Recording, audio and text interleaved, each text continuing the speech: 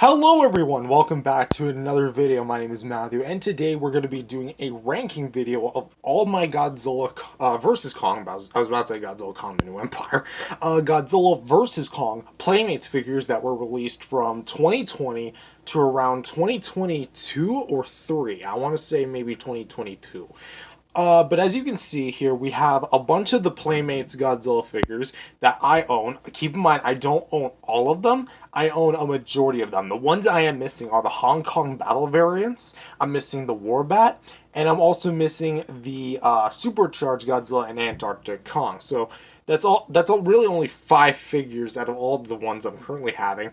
And I also don't have the Battle Roar Kong and Mecha Godzilla just because I my spoiler on this guy, but I just didn't think he was that great in comparison to the others, and I think like it's fine being the only one I have. But again, I put him in here just because it wouldn't be fair for me to just leave him out because he's so similar to these guys. It's basically in scale almost. So without further ado, let's go ahead and rank these guys. Keep in mind, again, this is the ones I own, so there. Coming in at dead last, we have the Playmates Battle Roar Godzilla 2021. And again, I want to stress that I do not think any of these figures are outright bad. I believe that a lot of these figures have some good and decent merit to them. But that being said, this figure just has a lot of problems that I honestly consider this the only real dud in my GVK collection. I'm too used to the new movie. I should have done this video like years ago, but whatever.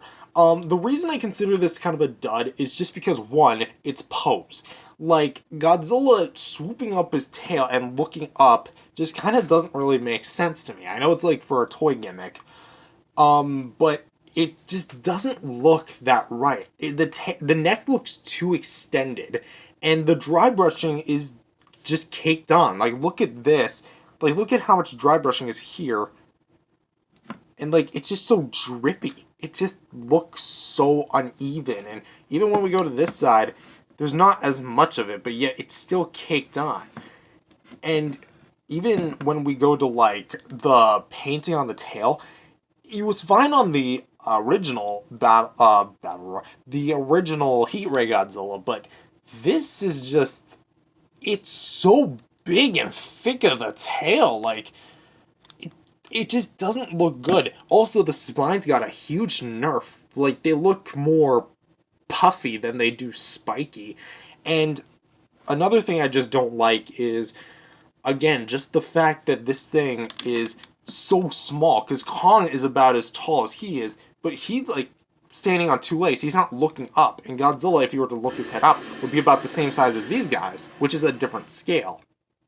But on the positive side, the articulation's nice for what you get. You get some rotations at the arms, rotation at the legs and feet, and a nice big ball joint at the tail.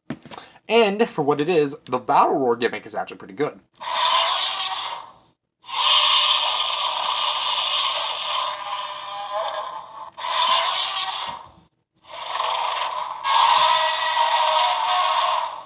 Honestly, I'm thinking the battery's starting to die because it sounds a little higher pitched, doesn't it? Although I guess if it was dead, it would be starting to lower a little bit. But I've also had situations where it just doesn't roar, and I don't even like roughhouse with this thing, so it's kind of pathetic quality. Coming in at number 7, we have the Playmates Skullcrawler with Heave. And I have to say, this is probably the most, or at least was, the most unique GVK figure we've gotten for at least a little while, because as you can probably tell, this was like our only actual 6-inch scale Skullcrawler action figure, because Leonard, actually not McFarlane, Leonard was the only ones who made a figure like this, and it was of a dinky little juvenile Skullcrawler from the Skull Island line, Kong Skull Island, King Kong Skull Island, whatever. But as you can tell, it's certainly got quite a bit to him. It's got like the nice kind of red paint job, and it looks really good. And I also have to commend them for what it is. It's that, for Skullcrawler, they did nearly the most what they could have done. And Again, I don't think that this is a bad figure. But that being said, also don't think that this is an absolutely great figure. The reason why I say this is because, one, the accessory just kind of doesn't make sense because it's a heave. The heave and the skull crawlers were never on screen together, and it just doesn't look like it's appropriate. If you go back to my original review, I gave a better accessory suggestion. In the same way how the Godzilla and Mechagodzillas come with the beam effects, I believe that they should have outright unsculpted the tongue, which is just more of a basic looking tongue instead of a skullcrawler tongue, the multi-tongue ending thing, and actually have a peg hole on the top and just put in a tongue like that. Maybe put like a bendy wire in there and make it look a little bit more flexible. That would have been a cooler accessory. But alas, that's not what we got. We got this. And also another problem I have with it is just the battle damage, how unorganic it looks. Now I know it's a big chunk of flesh that rips off. It's a toy, but something that the other releases have had was at least battle damage that looked organic. This one, because of the sharp corners, just doesn't look that good. I feel like if they would have like not done this sharp L and like maybe just kept it a bit more up here, that would have looked better. But alas, that just it I mean, again, it's what it is. And but for the articulation itself, like the ball joint at the tail, the swivel hinges at the shoulders. Yes, these are shoulders. Look at them. That is clearly an elbow. And we also have swivel hinges at the elbows and a hinged jaw. Like, again, it's actually got some pretty good merits. I like it. Again, I just don't think... I think that they should have done a little bit more, like maybe adding a tongue accessory and polishing up the battle damage. Just get rid of the heat, too. But again, totally fine on its own. Not a bad figure. Coming in at number 6, we have the Kong with fighter jet. And I pretty much have to re-explain this. Mine did not come with the fighter jet, because I got this thing used on a secondhand site, and part of a lot, I guess. And for what it is, again, it's not bad. I really dig it.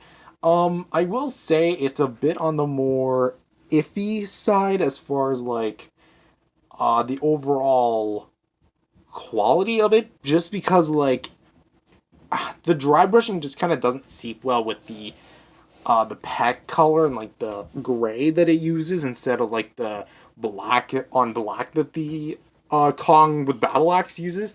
But again, I would actually debate that the gray actually looks better than the black of the original. And also battle damage is still the same, and it also has a different expression, which I do like. But again, mine did not come with the fighter jet. I mean, it's a little tiny 2-inch piece of plastic. It's not like I'm missing anything.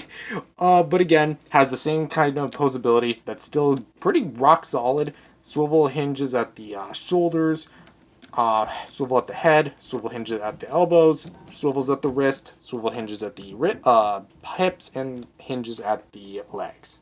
Knees, I mean. So, overall, not a bad figure. I just think that the competition is just a bit more up there, I guess. Coming in at number 5, we have the Playmates Mecha Godzilla with the heave. I'm sorry if I keep mixing these things up. It's hard pretty much looking at one when I'm literally seeing a bunch of Godzilla Kongs and Skull Crawlers and Mecha Godzillas all in one set.